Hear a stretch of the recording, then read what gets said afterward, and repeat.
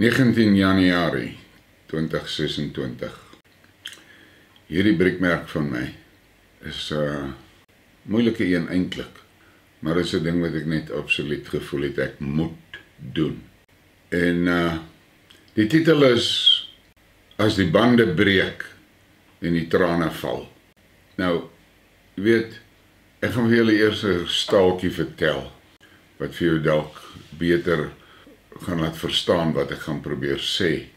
Die ou oom, hy was nou op sy sterfbed.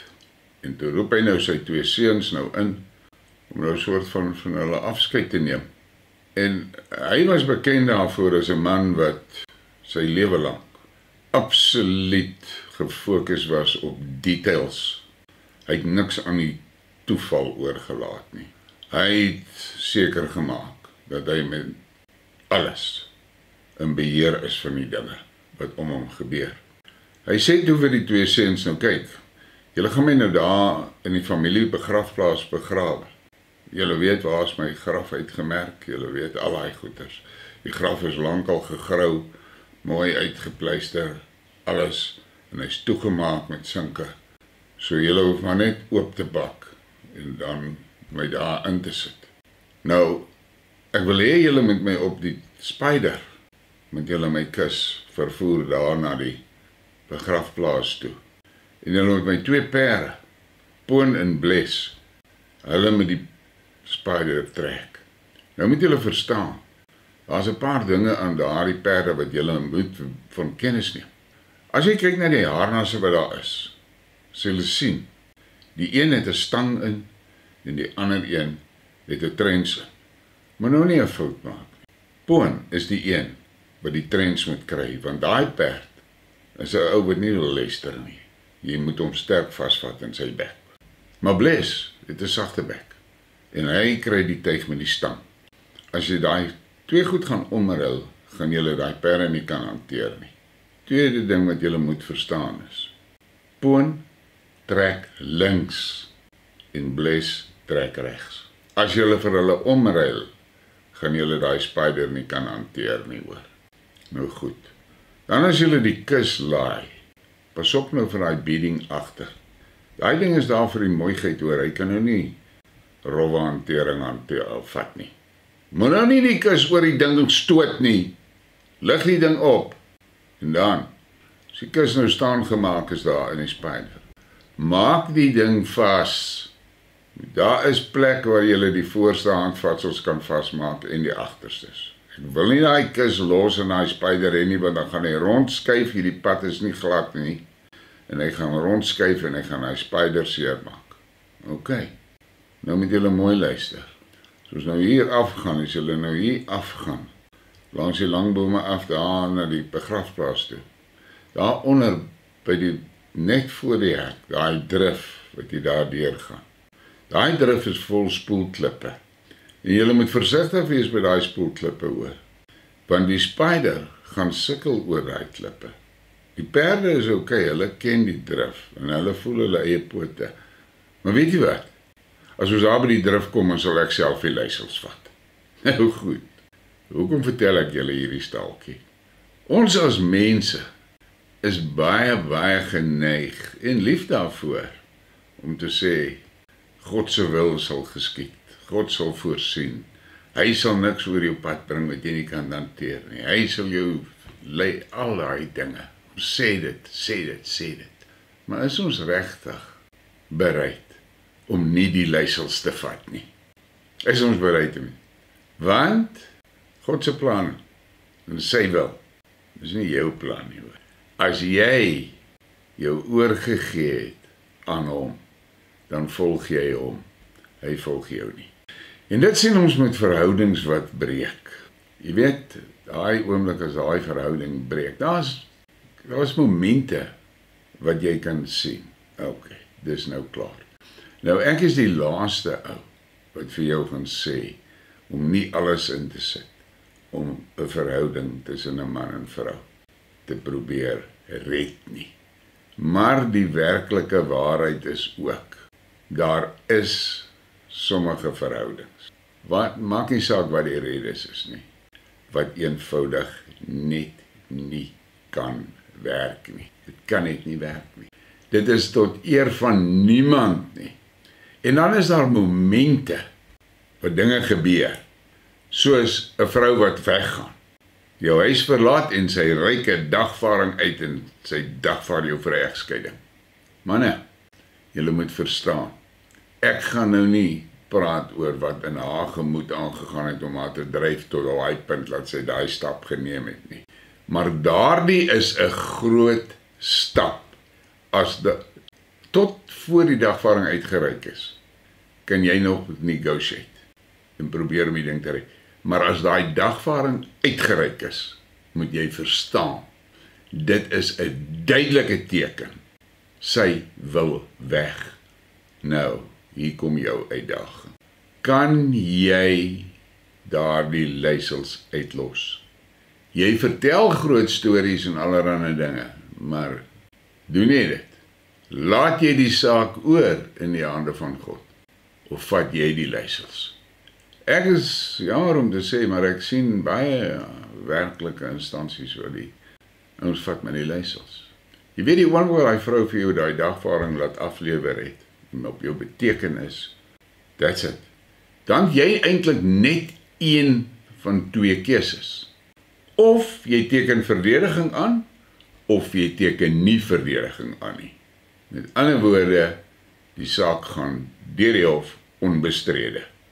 As jy verdediging aanteken, dan moet jy verstaan, nou is die leiersels nie meer in jou hande nie hoor, nou is die leiersels in die hande van die prokureurs, of prokureurs soos ek hulle noem. Hulle het nou 'n goed uitgestippelde pad, duidelik uitgestippelde pad wat hulle moet volg. En jy kan met 'n keer gaan soos jy lekker kry en so, hy ou gaan bly by die reëls, want hy moet bly by die reëls, anders het hy moeilikheid. Nou, jy weet, daai dagvaarding het vir jou gesê, dis klaar. Jy moet nou aanvaar, dis nou klaar hoor. Yes, like.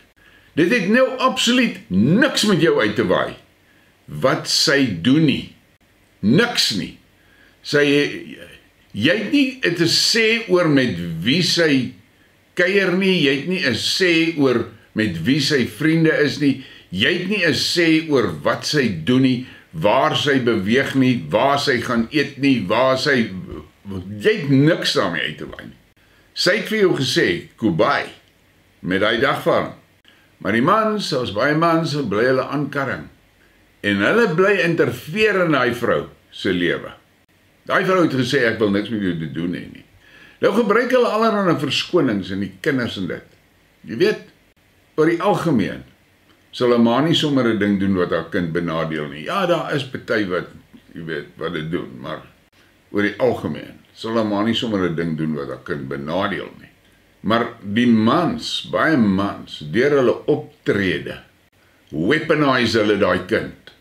Yes, en dit is so onregverdig, want daai kind verdien dit nie, hoor, onthou, hy is al klaar, of sy is nou klaar in 'n helse ding waarin hulle wêreld stort in duie, jy weet, die feit dat hulle pa en ma uit mekaar uit is. Nou kom een van die partye nog en weaponize die kind. Wat die fok doen jy aan daai kind? Maar jy dink nie, want jy, in jou optrede, is net daarop gefokus om jou wil te laat geskied. Waar is daai storieetjies van jou wat jy gesê het, ja, God se wil sal geskied en al daai dinge nou? Want nou wil jy jou wil laat geskied. So ek sê vanoggend vir julle, as daai bande breek, moet jy weet, die trane gaan val hoor, maar jou beste kans dat daar ooit 'n herstel kan kom, is stap weg. Laat God se wil geskied. Stap weg. Want alles wat jy aanvang, gaan dit net minder waarskynlik maak dat daai verhouding ooit weer herstel kan word. Want jy tree op uit emosie, jy tree op uit vrees, jy tree op uit angs, jy tree op uit woede en daai tipe van ding. En elke keer wat jy so iets aanvang, dan maak jy die ander party net meer vasberade om so ver as moontlik van jou af weg te kom as wat hy of sy kan.